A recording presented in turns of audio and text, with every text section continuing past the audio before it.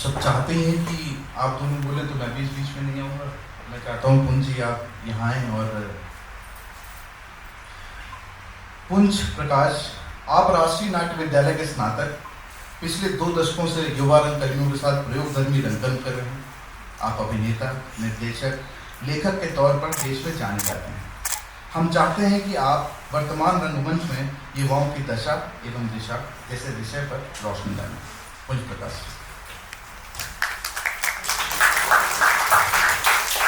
धन्यवाद।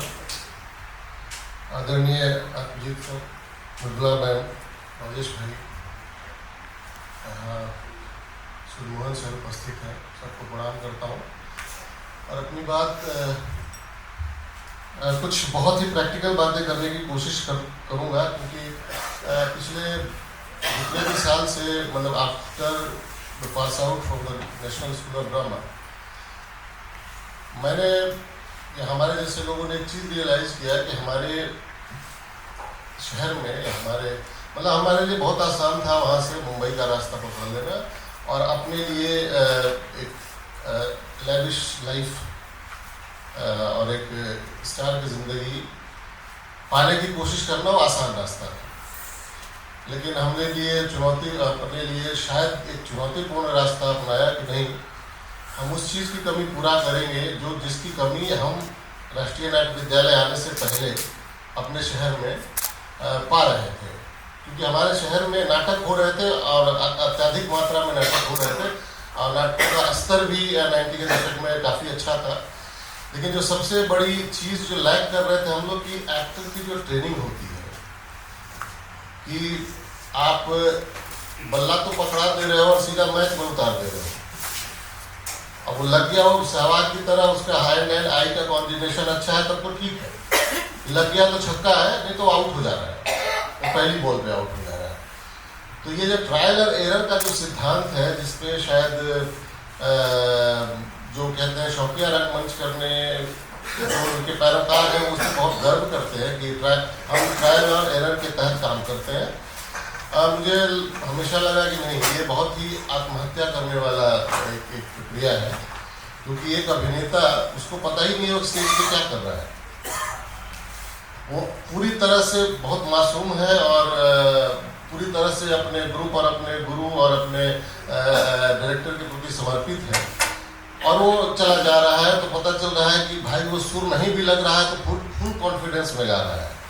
और चूँकि वो नया है और देखने वाले हिंदी थिएटर में अमूमन अपने मित्र दोस्त ही होते हैं, तो अमूमन हम बहुत कटु आलोचना नहीं कर पाते हैं। हम कहते हैं ठीक है, अच्छा है, तो एक भ्रम में रहता है, भ्रम की स्थिति में रहता है। तो हमें लगा कि शायद हम ट्रेनिंग पे काम करें कि नाटकों का मंचन कम करके और लंबे समय तक एक ट्रेनिंग पे काम करें, जैसे कि संगीत वाले कर पाते हैं या नृत्य वाले कर पाते हैं कि आप जब तक नाचना नहीं आता है आपको स्टेज पे नहीं चढ़ने दिया जाएगा और आपको जब तक गाना नहीं आता है तब तक गाना गाने नहीं दिया जाएगा।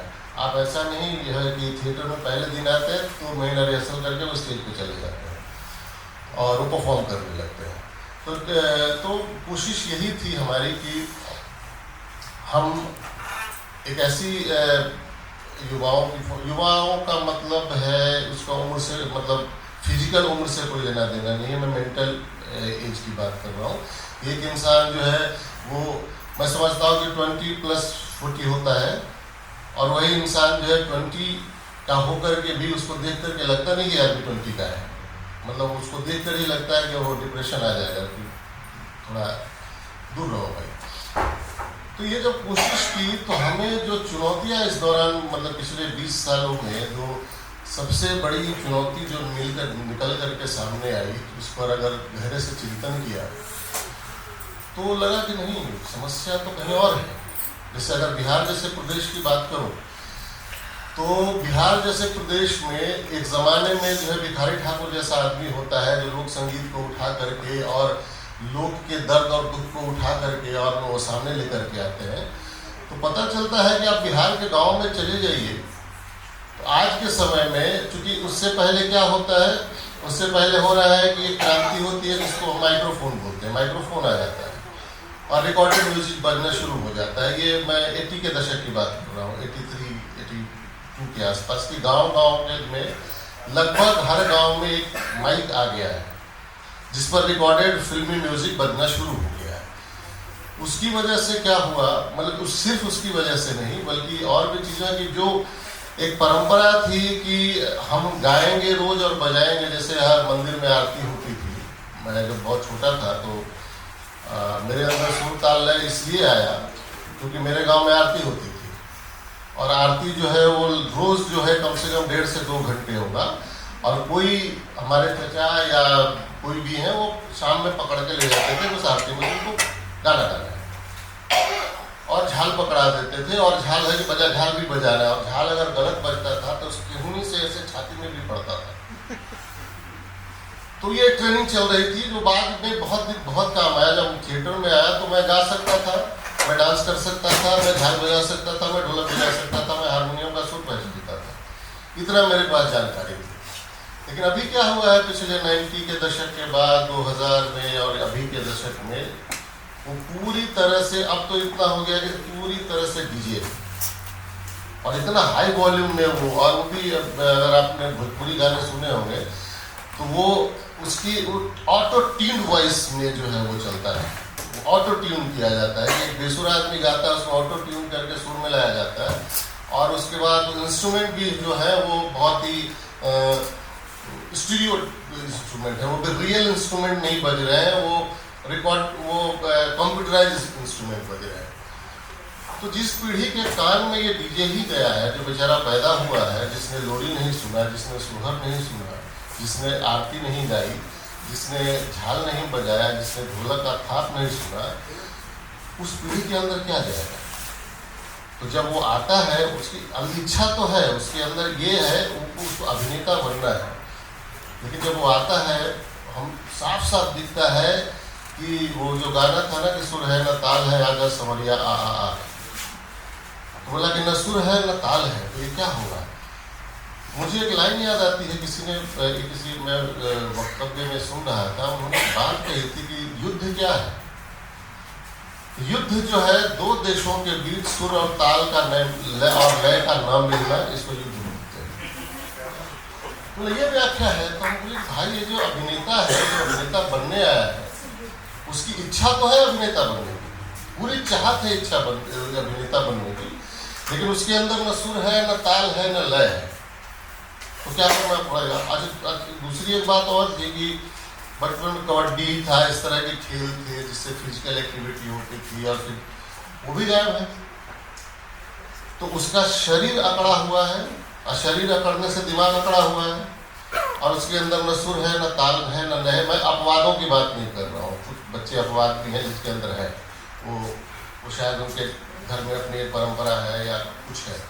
जब परंपरा से ही ये सुर ताल लय गायब हो गया और एक्सरसाइजेज गायब हो गई है, न कुश्ती लड़ा जा रहा है, न कबड्डी खेली जा रही है, न एक दूसरे का से अपना बाजू लड़ा रहे हैं, तो जब वो लड़का आ रहा है तो उसको योगा का एक शुरुआती आसन करना भी उसके लिए बहुत कठिन काम है।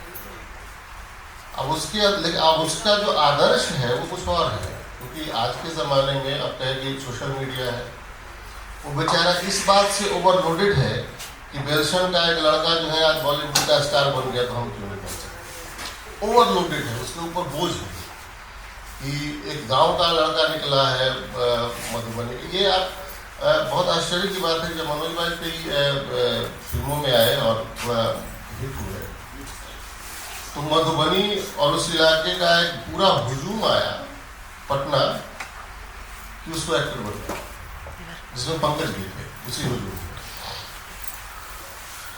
अब क्या पढ़ा था उन्होंने, अखबार के पिछले पन्ने पे जो गॉसिप छपता है, गॉसिप से प्रभावित होकर वो अभिनेता बन गया है। तो अब वो कहा जाता है कि ठीक है आप अच्छा थिएटर में इसलिए आए हैं क्योंकि आजकल जितने भी जो एक्टर्स हैं जो वेब सीरीज वगैरह में काम कर रहे हैं, ज़्यादातर वो थिएटर वाले हैं, और वो जब भी इंटरव्यूज देते हैं तो वो कहते हैं कि थिएटर से मतलब अच्छी थिएटर की ट्रेनिंग मुझे काम आ रही है।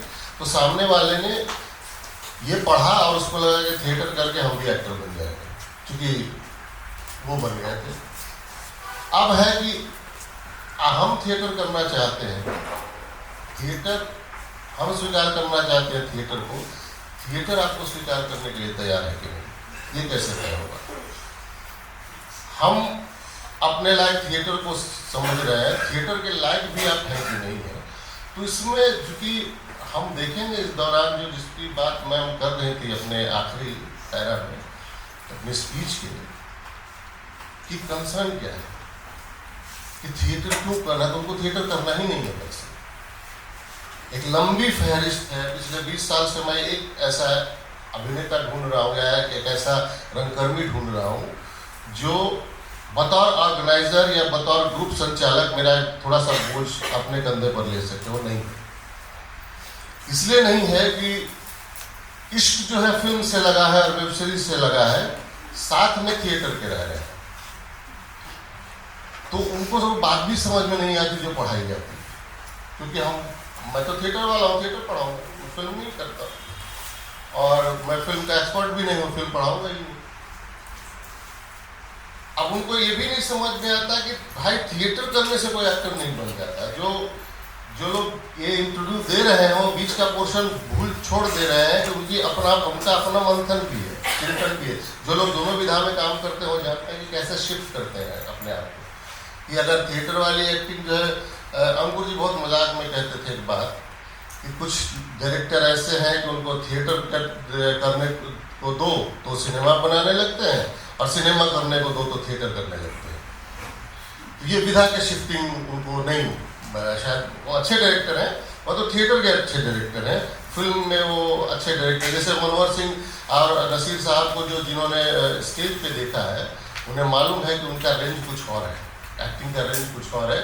सिनेमा शायद उनके उस रेंज को कैच नहीं कर पा रहा है या पकड़ नहीं पा रहा है। खासतौर से मनोहर सिंह की अगर बात करें, मनोहर सिंह सिनेमा में बहुत ही सामान्य एक चरित्र अभिनेता बन के उभरते हैं, लेकिन वो थिएटर में ऐसे नहीं है। थिएटर में वो एक लीजेंड है। और उनकी दूसरी एक जो बहुत चिंता का विषय है हम सबके लिए, दो चीज़ें हैं।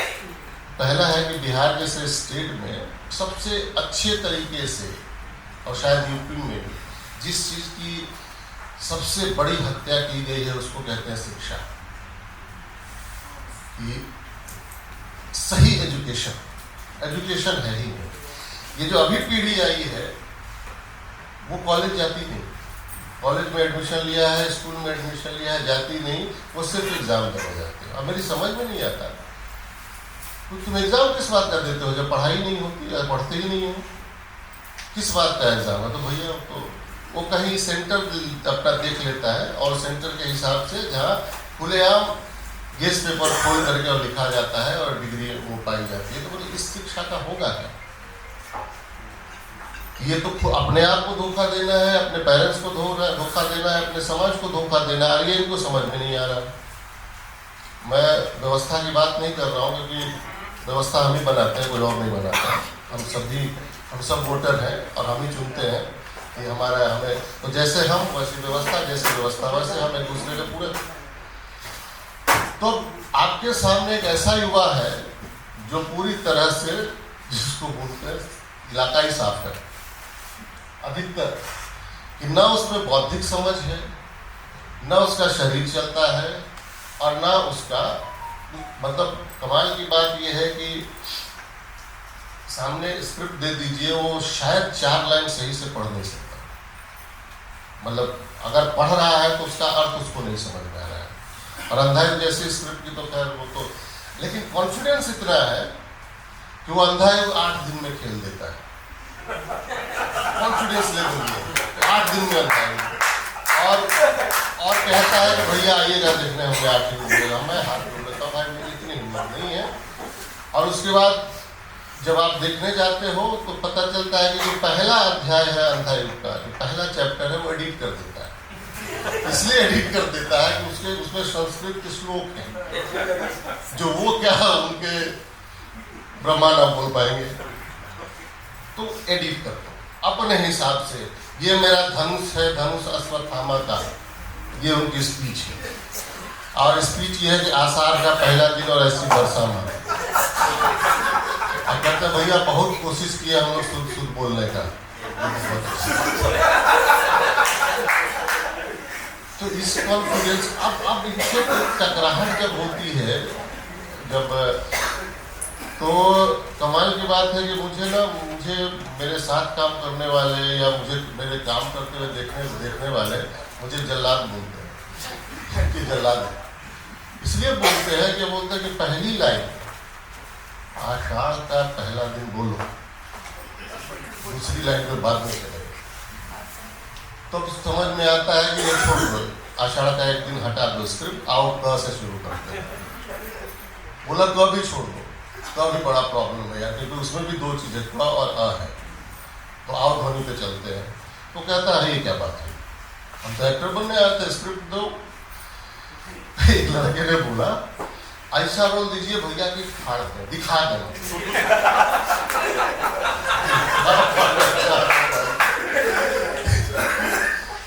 शायद मैं बहुत हंसी में एक बात कह रहा हूँ, और वो बहुत मासूम लड़का है, बहुत मासूम है, वो एरोगेंट नहीं है, बहुत मासूम है। और तो मैंने एक रोल दिया उसको कि वो अभी एक नाटक कर रहा हूँ तीसरी कसम में रोल है, वो साड़ी पहन के नाचना है, वो जाके कह रहा है बड़े मासूम से क्या बवासीर दे दिया। हम तो सोचे थे कि ऐसा, अच्छा लाइन भी जो बोल रहा है, अपना इमोशन भी जो बता रहा है, वो फिल्मी लैंग्वेज यूज कर रहा है, और कह रहा है कि हम तो सोच के आए थे कि ऐसा कुछ देंगे जिसमें हम दिखा देंगे। क्या दिखाना हम, तो अच्छा ये समझ में उसको नहीं आता, अगर समझाने की कोशिश में क्या दिखाओगे भाई, यहाँ दिखाना कुछ नहीं है। Theatre is all about the, वो अपने अंदर की यात्रा है, किसी को कुछ नहीं दिखाना है। हम अंदरूनी यात्रा करते हैं रंगमंच में। अब ये अंदरूनी ऐसी कोई बात उनको समझ ही नहीं आती, ये क्या बात कर रहे हो आप, कौन सी अंदरूनी यात्रा है। बोला कि वो जब हमें किसी को नहीं दिखाना है, क्योंकि देखने वाले तो आप ही को देखने आए हैं, तो अलग से क्या दिखाना है, आप ही को देखेंगे, उनकी दृष्टि ही आपकी तरफ है, तो वो तो देख ही रहे। तो एजुकेशन की हालत ये है, शरीर की हालत ये है, दिमाग की हालत ये है, जबान की हालत ये है। हाँ, कुछ इसमें अपवाद हैं, कुछ बच्चे हैं जो बहुत समझदार हैं और वो इतनी तेजी से आगे बढ़ रहे हैं, तब उनके क्या होता है कि इंफीरियरिटी कॉम्प्लेक्स डेवलप हो रहा है कि भैया हम अभी जब कास्टिंग हम लोग करते हैं, अभी जब तीसरी कसम की कास्टिंग किया, 4 पुराने एक्टरों ने छोड़ दिया। बोले क्या बात हुई, हम 6 साल से आपके साथ काम कर रहे हैं, तो अभी आया है, आपने तो हीरामन कैसे दे दिया। तो बोला भैया अब फ्रेग्रेंस कैसे समझाए आपको, हीरामन के कैरेक्टर का जो फ्रेग्रेंस है वो आपके अंदर है नहीं, आप नहीं कर सकते। जैसे एक डायरेक्टर ने मुझे ओथेलो कास्ट कर दिया, मैं गया, बोला सर मजाक बन जाएगा, क्योंकि फिजिकलिटी है ओथेलो की, हम कितना भी कर दें कि नाटक में फिजिकलिटी वर्क नहीं करता है, बकवास बात है, वर्क करता है। जब वो ग्रीक वॉरियर है, मैं कहाँ से ग्रीक वॉरियर लग रहा हूँ, बोले नहीं तुम बड़े अच्छे एक्टर हो, तुम कर लोगे, हम वो अलग बात है, मैं अच्छा एक्टर हूँ नहीं हो तो छोड़ दीजिए, मैं अपनी फिजिकलिटी का क्या करूँ। तो उन्होंने मुझे गत्ते वत्ते डाल के थोड़ा सा सलमान खान बनाया, और क्या मजाक बना मैं ही जानता हूँ। जब हमने शो भी किए उसके, और जो मजाक बना, सबसे पहले तो मेरी डेस्टिमोना ही हंसती थी मेरे ऊपर। वो तो अच्छी बात थी कि मैं शुरू से ही जान गया था कि मैं ओथेलो नहीं हूँ, तो मेरा कॉन्फिडेंस ब्रेक नहीं हुआ, और मैंने कहा कि चलो भैया ये निपटा दो, क्योंकि ये तो मानने को तैयार नहीं है कि मैं ओथेलो नहीं हूँ। उनको लगता है कि ये कुछ जादू करेगा। अरे जादू भी तो, जादू करने के लिए भी तो कुछ चीज़ें तो होनी चाहिए ना, फिजिकलिटी कैसे बनेगी आप अपनी, तो नहीं हो पाया। तो मेन चुनौती ये हो रहा है कि एकदम शुरू से, जो एकदम जीरो से, और जीरो पे आने के लिए वो तैयार नहीं, क्योंकि ऑलरेडी ओवरलोडेड है सोशल मीडिया और इस तरह के, और बहुत सारे किसी एक्टर को उन्होंने अपना आदर्श मान लिया है। जो खुद अपने आप को आदर्श नहीं मानते, उनको उन्होंने अपना आदर्श मान लिया और उनकी कॉपी करते हैं, उसी की तरह चलते हैं, उसी की तरह बात करने की कोशिश कर रहे हैं। तो अब उनको कौन समझाए कि भाई, और उनको देख करके उनके दोस्तों ने नाम भी रख दिया है, नवाज भाई आ गए,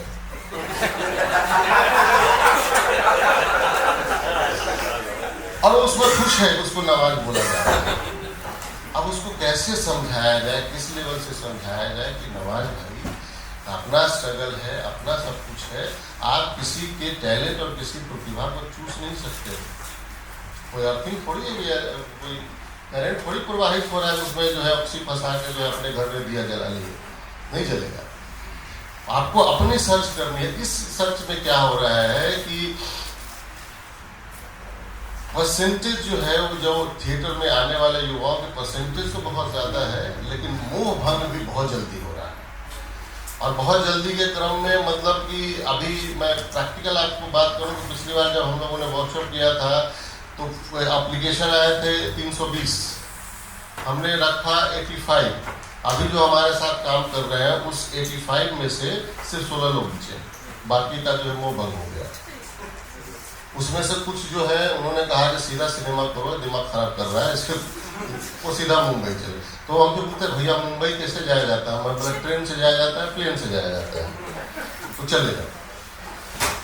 तो लेकिन अब है कि दिक्कत है कि हम लोग जैसे मैम कह रही थी, बाबा से भी कल बात हो रही थी कि क्या है ना, हम अपने युवाओं का सपना भी खुद जीते हैं और उनको लगता है कि ये हमें डांट रहा है, हमें फटकार रहा है, हम पर गुस्सा कर रहा है।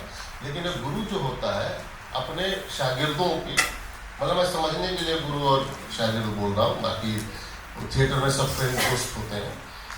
तो अपना जो गुरु है अपने शागिर्द का सपना भी जीता है, लेकिन वो शागिर्द को कभी बताता नहीं है मैं तुम्हारा सपना जी रहा हूँ।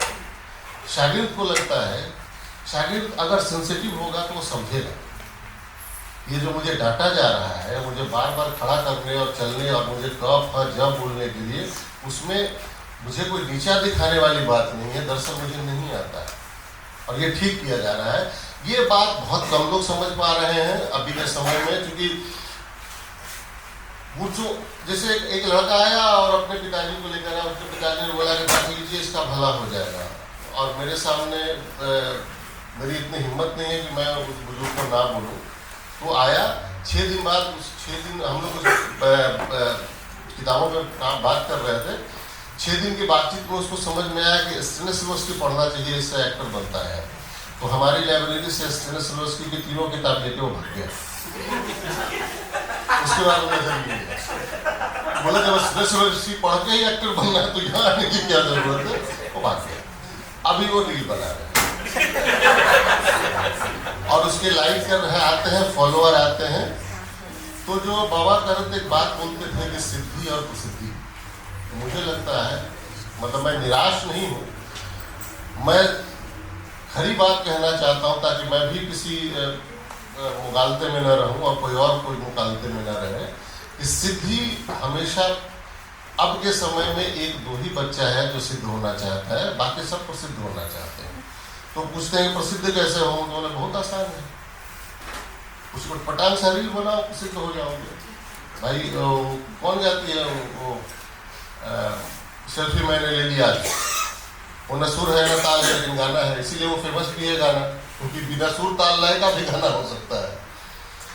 तो अब हम जैसे लोगों के लिए, या जो भी थोड़ा जिसको बोलते हैं, अब कैसे समझाया जाए कि जब तक आपको समाज का माइन्यूट डिटेल आपको मालूम नहीं है, आप थिएटर कर ही नहीं सकते, एक्टिंग नहीं कर सकते। जो एक्टिंग करेंगे वो सुपरफिशियल लेवल की एक्टिंग होगी, क्योंकि हम एक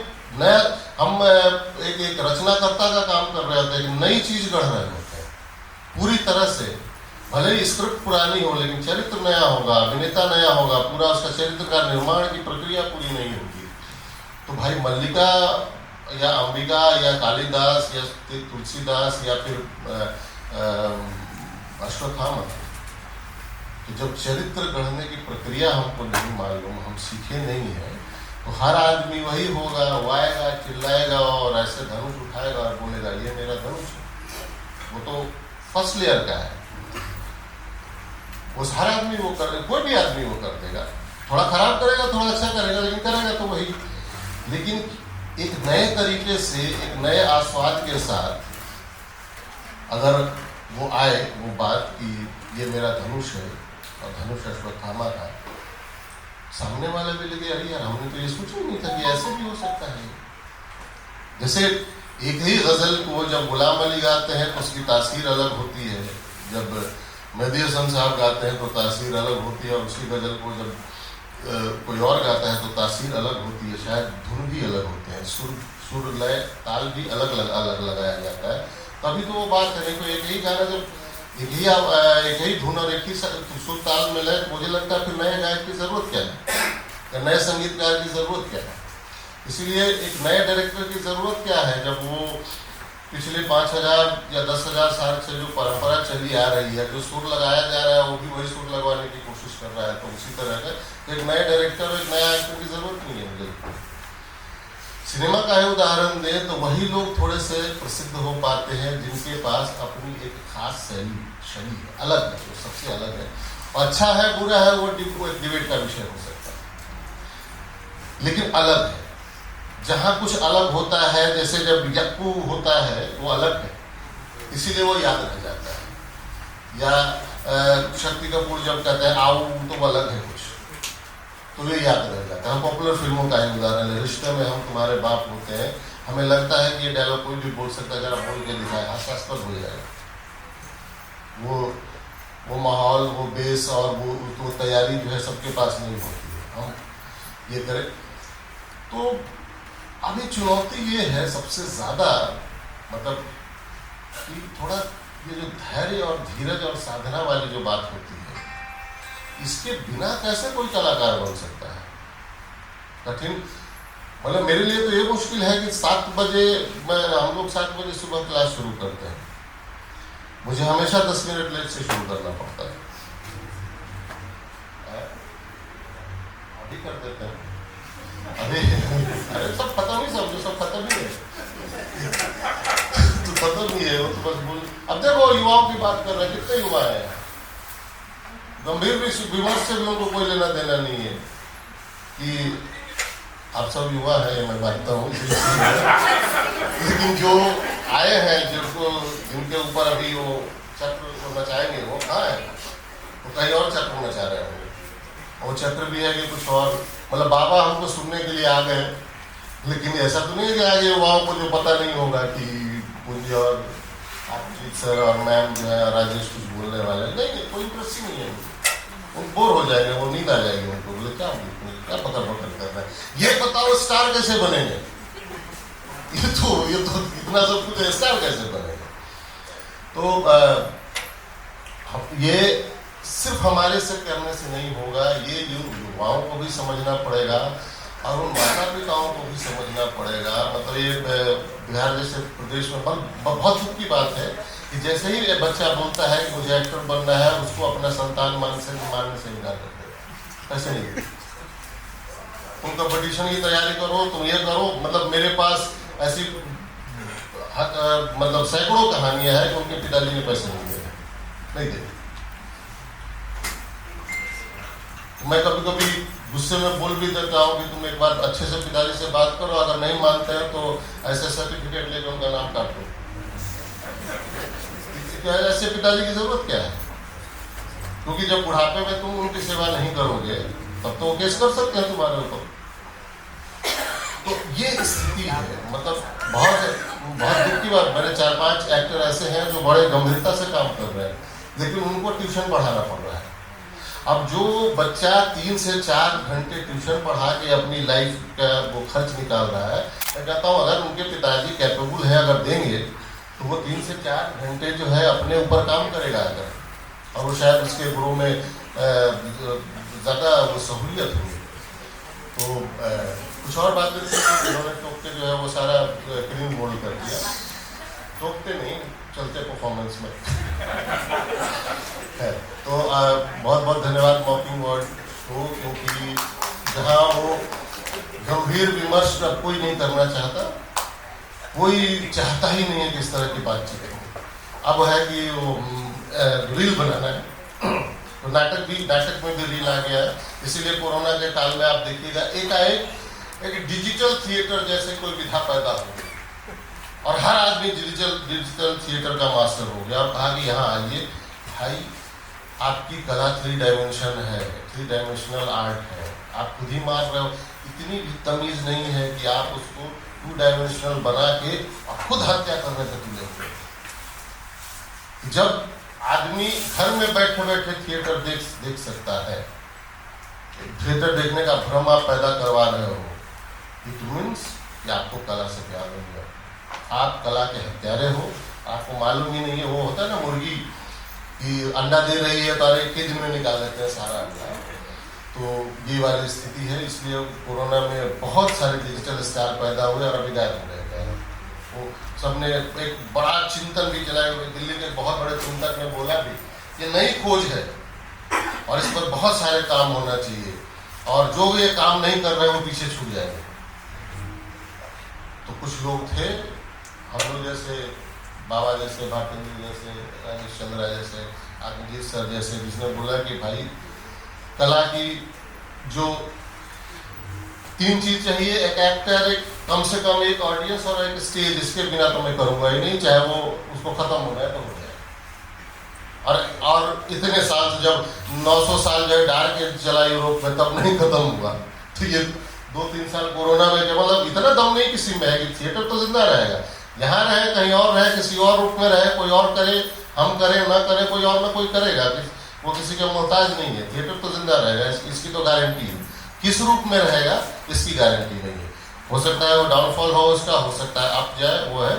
तो बहुत बहुत धन्यवाद मॉकिंग वर्ड को, बहुत बहुत धन्यवाद। और मॉकिंग वर्ड के जो युवा है उनसे उम्मीद है, इसलिए मैं उनकी कटु आलोचना करता हूँ, मुँह पे करता हूँ, क्योंकि आपसे उम्मीद है, इसलिए आपको आलोचना भी झेलनी पड़ेगी, क्योंकि आपसे उम्मीद है। जिससे उम्मीद नहीं होती वो कुछ भी कर रहे हो, मैं खुद हम जैसे लोग कुछ नहीं बोलते। बहुत बहुत धन्यवाद।